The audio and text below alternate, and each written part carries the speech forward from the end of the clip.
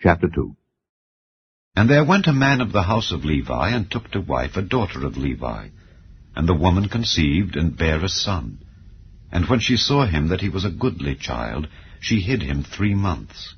And when she could not longer hide him, she took for him an ark of bulrushes, and daubed it with slime and with pitch, and put the child therein. And she laid it in the flags by the river's brink. And his sister stood afar off, to wit what would be done to him.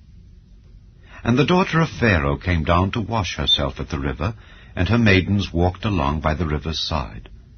And when she saw the ark among the flags, she sent her maid to fetch it. And when she had opened it, she saw the child. And behold, the babe wept. And she had compassion on him, and said, This is one of the Hebrews' children.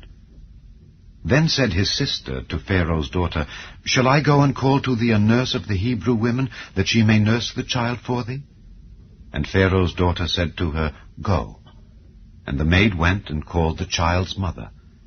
And Pharaoh's daughter said unto her, Take this child away and nurse it for me, and I will give thee thy wages. And the woman took the child and nursed it. And the child grew, and she brought him unto Pharaoh's daughter, and he became her son. And she called his name Moses. And she said, Because I drew him out of the water. And it came to pass in those days, when Moses was grown, that he went out unto his brethren, and looked on their burdens. And he spied an Egyptian smiting an Hebrew, one of his brethren.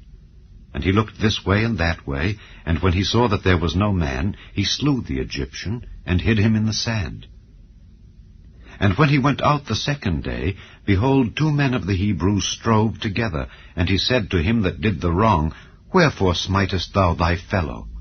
And he said, Who made thee a prince and a judge over us? Intendest thou to kill me as thou killedst the Egyptian? And Moses feared, and said, Surely this thing is known. Now when Pharaoh heard this thing, he sought to slay Moses. But Moses fled from the face of Pharaoh, and dwelt in the land of Midian. And he sat down by a well. Now the priest of Midian had 7 daughters, and they came and drew water, and filled the troughs to water their father's flock. And the shepherds came and drove them away.